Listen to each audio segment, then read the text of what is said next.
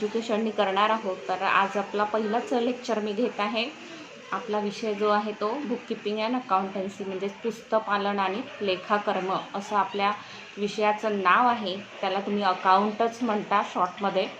तर त्यामध्ये आपल्याला 10 प्रकरण पाहायची आहे. ते अनुक्रमणिका आहेत बघा. त्याच्यामध्ये पहिलं प्रकरण आपल्याला भागीदारीचे अंतिम लेखे घ्यायचं आहे. त्याच्यानंतर दुसरं प्रकरण आहे नफा न कमविणाऱ्या संस्थांची अंतिम खाती. अगदी भागीदारीचे अंतिम खाते शिकले त्याच्यासारखेच आहे, पण त्याच्यापेक्षा थोडंफार वेगळं आहे त्याच्यामध्ये.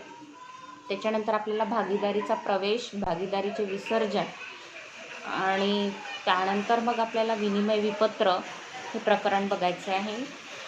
आणि यावर्षी नव्याने कोर्समध्ये अभ्यासक्रमात आपल्या टाकलेला आहे ते म्हणजे प्रमंडळ खाती. प्रमंडळ खाती मागच्या कोर्सला पण होती, त्यामध्ये थोडाफार त्यांनी नवीन पार्ट टाकला आहे. आणि त्याच्यानंतरच एक प्रकरण म्हणजे वित्तीय विवरणाचे विश्लेषण हे नवीन चॅप्टर आपल्याला नवीन सिलॅबसमध्ये यावर्षी आलेलं आहे. त्याच्या जागी मागच्या सिलॅबसमध्ये एक नोंद पद्धती हे चॅप्टर होतं. तर त्याऐवजी आता आपल्याला वित्तीय विश्लेषण जे आहे, वित्तीय विवरणाचे विश्लेषण हे बघायचं आहे. त्यानंतर एक चॅप्टर आपलं शेवटचं 10व्या नंबरचं ते म्हणजे लेखांकनात संगणकाचा उपयोग. म्हणजेच अकाउंटन्सीचा करताना आपल्याला किंवा अकाउंटिंग करताना आपल्याला कम्प्युटरच्या माध्यमाने कसा कम्प्युटरचा यूज करता येईल आपल्याला अकाउंटिंग करताना, तर त्याच्यावर आपल्याला थेअरीचा भाग जो आहे तो दिलेला आहे. तर आपण आज सुरुवात करूया. थोडं इंट्रोडक्शन देईल मी. पहिलं जे चॅप्टर आहे आपलं ते म्हणजे भागीदारीची अंतिम लेखे. त्यानंतर आपण नंतरच्या व्हिडिओमध्ये बोर्डवर आपण उदाहरणं जे आहे किंवा लेखामध्ये कशी आपल्याला मांडणी करायची आहे ते आपण बोर्डवरून शिकू. अकाउंट हा जो आपला विषय आहे हा असा ओरली शिकवण्याचा विषय नाही, तरीसुद्धा आपण सुरुवात करूया. बाकी सर्व विषय तुमचे सुरू झालेले आहे, मला त्याची कल्पना आहे, त्याच्यामुळे आपण सुरुवात करूया. तर सर्वांनी सर्वात आधी आपले बुक्स जे आहे शक्यतोवर बुक्स परचेस करा. मला वाटते तुमचे परचेस झाले पण असतील. आणि कारण की विदाऊट पुस्तक शिकणं हे कठीण आहे. आतापर्यंत तर मी काही एवढी जबरदस्ती करत नव्हती लास्ट इयरपर्यंत की अकाउंटची बुक्स असायलाच पाहिजे.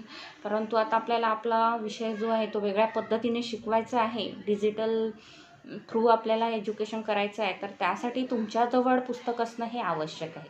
तरीसुद्धा मी स्क्रीन तुम्हाला काही पाठवणार आहे PDF फाईलमधनं. जर आता पुस्तकं अवेलेबल नसेल तर तुम्ही ह्या स्क्रीनवरून तुमच्या नोटबुकमध्ये त्याची नोट करत चला, ठीक आहे ना.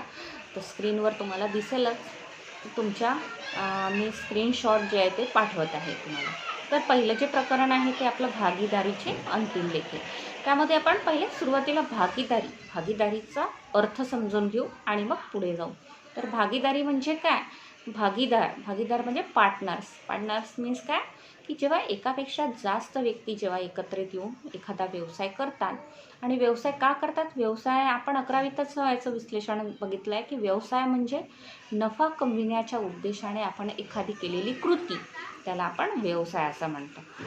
तर भागीदारीचा व्यवसाय म्हणजे काय की एकापेक्षा जास्त व्यक्ती एकत्रित येऊन नफा कमविण्याच्या उद्देशाने एखादा व्यवसाय करत असेल तर त्याला आपण भागीदारी असं म्हणतो. आणि या भागीदारीचे आपल्याला अंतिम लेखे बघायचे. अंतिम लेखे म्हणजे काय की ज्यामध्ये आपल्याला आपल्या व्यवसायामध्ये किती प्रकारची संपत्ती आहे, किती प्रकारची देयता आहे हे बघण्यासाठी आपण ताळेबंद तयार करू.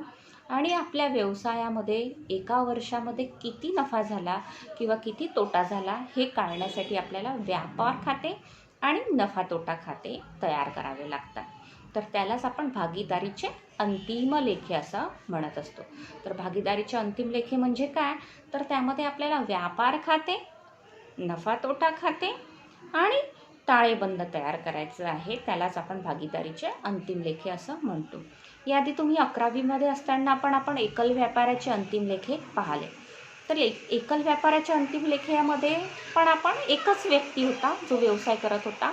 आणि त्यामध्ये सुद्धा आपल्याला व्यापार खाते, नफा तोटा खाते आणि ताळेबंद तुम्ही तयार केलेले दिसतात. तर आपल्याला त्याच पद्धतीने करायचे आहे, फक्त हे आता आपले भागीदारी संस्थेचे आहे. म्हणजेच एकापेक्षा जास्त व्यक्ती या व्यवसायात राहणार आहे आणि यातील ज्या समायोजना आपण बघणार आहोत, मागच्या वर्षी पण आपण समायोजना बघितल्या, त्या 2 किंवा 3च समायोजना तुम्ही शिकलेल्या होत्या. आता यावर्षी आपल्याला 15 ते 20 समायोजना जे आहे त्याचा अभ्यास करायचा आहे आणि त्यापैकी 4 किंवा 5 समायोजना ह्या पेपरला आवश्यक विचारल्या जातात. तर आपला जो क्रम आहे, आपण बघा चार्टमध्ये दिसेल तुम्हाला, त्यामध्ये आपल्याला दिसतो आहे की आपण रोजकीर्द किंवा सहाय्यक पुस्तक तयार करणे. म्हणजे आपण जे काही व्यवसाय करतो त्याच्यामध्ये सुरुवातीला आपल्याला काय तयार करायचं असते, जर्नल. जी जर्नल तुम्ही 11वीमध्ये असतानाच तयार केली होती. त्यानंतर दुसऱ्या नंबरवर दिसतं आहे खतावणी करणे.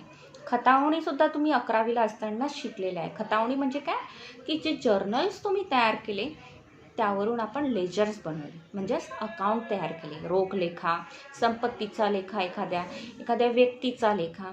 आणि हे जे खतावणी केल्यानंतर या लेख्यांमध्ये जे आधिक्य आले त्यावरून आपण काय तयार केली होती, आपली तेरीज. हे देखील आपण 11वीमध्ये असतानाच तयार केलेले आहे. तर ह्या तेरजेपर्यंत आपण 11वीतच शिकलेलो आहोत. त्याचा पुढचा भाग म्हणजे आपले अंतिम खाती तयार करणे. तर ही तेरीज आपल्याला दिलेली असेल आणि समायोजना आपल्याला दिलेल्या असतील, यावरून आपण तयार करणार आहोत आपले अंतिम लेखे. तर अंतिम लेखे तयार करताना आपल्याला व्यापार खाते, नफा तोटा खाते आणि ताळेबंद जे आहे ते तयार करावे लागतात. आता आपण या प्रकरणामध्ये भागीदारीच्या अंतिम लेख्यामध्ये स्थिर पद्धती आणि अस्थिर पद्धतीने भांडवल खाते तयार करणे, अशा 2 पद्धतीने आपल्याला अंतिम खाते जे आहे ते तयार करायचे आहे. तर त्यातली म्हणजे पहिली पद्धत म्हणजे स्थिर भांडवल पद्धती. आता स्थिर भांडवल पद्धती म्हणजे काय, भांडवल म्हणजे काय, जे व्यवसायामध्ये भागीदार आपला पैसा गुंतवतो, ते काही रोख स्वरूपात गुंतवतो तर काही तो आपल्या संपत्ती आणून गुंतवतो. तर ही जी भांडवल आणतो ते भांडवल स्थिर पद्धतीने जर त्याचा व्यवसाय असेल तर त्याला भांडवल खात्यासोबत चालू खाते देखील तयार करायचे असते. त्याला म्हणतो आपण स्थिर भांडवल पद्धती. म्हणजे उदाहरणार्थ की समजा त्याचे अ आणि ब असे 2 भागीदार आहे. अने 20,000 भांडवल आणले आणि बने 25,000 भांडवल आणले. किती, अने 20,000 आणि बने 25,000. तर स्थिर भांडवल पद्धतीचा जर उपयोग तो व्यवसायात करत असेल तर त्याचं दरवर्षी जे भांडवल राहील तर अचं हे नेहमीच 20,000 राहील आणि बचं जे आहे ते 25,000 राहील. म्हणजेच त्याचे भांडवल जे आहे ते नेहमी कसं असेल, स्थिर. त्यामध्ये दरवर्षी बदल होणार नाही. आणि जे काही व्यवहार तो करेल तो कुठून करेल, मग चालू खाते त्याला उघडून त्या चालू खात्यातून त्याला व्यवहार जो आहे तो करावा लागतो. तर त्याला म्हणू आपण स्थिर भांडवल पद्धती. पुन्हा एकदा आपण रिपीट करू, स्थिर भांडवल पद्धतीचा जर व्यवसायात उपयोग होत असेल तेव्हा भांडवल खाते आणि चालू खाते असे 2 खाते तयार करावे लागते. चालू खात्यांतून त्याला जे काही भागीदाराच्या भांडवलावर व्याज, त्याच्यानंतर भागीदाराचे वेतन, भागीदाराचे कमिशन आणि भागीदाराला होणारा नफा जो आहे तो आपल्याला चालू खात्याच्या समाकलन बाजूला नोंद करायची असते. काय काय सांगितलं मी, भांडवलावर व्याज, भागीदाराचे वेतन, भागीदाराचे कमिशन आणि व्यवसायात होणारा नफा हा आपल्याला चालू खात्याच्या समाकलन बाजूला घ्यावा लागतो. आणि विकलनला रोख आहरणावर व्याज आणि व्यवसायात होणारा तोटा जर आला असेल तर तो आपण विकलन बाजूला घेतो. तर ह्या व्यवहाराची नोंद आपल्याला चालू खात्यात करायची असते. हे आपण बोर्डवर जेव्हा आपण उदाहरण सुरू करू तेव्हा आपण समजून घेऊ. त्याच्यानंतर भांडवलाची दुसरी पद्धती म्हणजे अस्थिर भांडवल पद्धती. अस्थिर म्हणजेच भांडवलाची जी राशी आहे ती स्थिर राहील का, नाही, ती अस्थिर राहील, म्हणजेच बदलत राहील. त्यालाच आपण अस्थिर भांडवल पद्धती असं म्हणू. आणि जेव्हा व्यवसायात अस्थिर भांडवल पद्धतीचा उपयोग केला जातो तेव्हा आपल्याला चालू खाते जे आहे ते उघडावे लागत नाही. तर फक्त भांडवल खात्यातूनच आपण सर्व व्यवहार करू.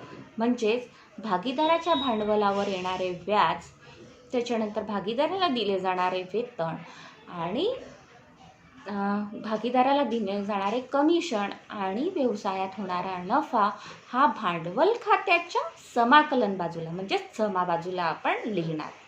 तसंच भागीदारांनी केलेले आहरण म्हणजेच त्याला आपण रोख आहरण असं म्हणू.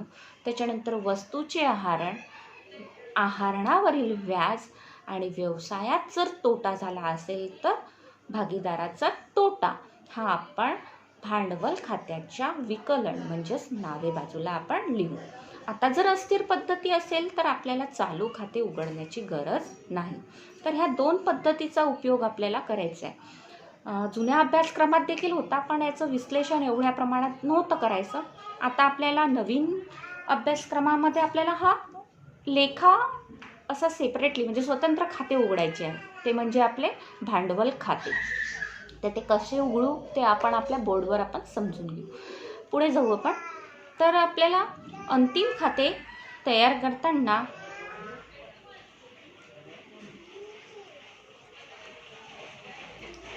सर्वात पहिला जो आपण लेखा शिकणार आहोत तो म्हणजे आपला व्यापार लेखा. तर व्यापार लेखा आपण कसा तयार करायचा, त्याच्यामध्ये विकलनला कोणते पद येणार, समाकलनला कोणते पद येणार, त्याची आपण नोंद कशी लक्षात ठेवायची हे आपण आपल्या पुढच्या व्हिडिओमध्ये आपण पाहणार आहोत. तर हा व्हिडिओ जर तुम्हाला आवडला असेल तर तुम्ही हा चॅनल माझा सबस्क्राईब करायचा आहे, जेणेकरून तुम्हाला पुढचा जेव्हा मी व्हिडिओ टाकेल किंवा येईल याच्यामध्ये तर तुम्हाला लक्षात येईल की आता पुढचा व्हिडिओ आपल्याला बघायचा आहे. धन्यवाद.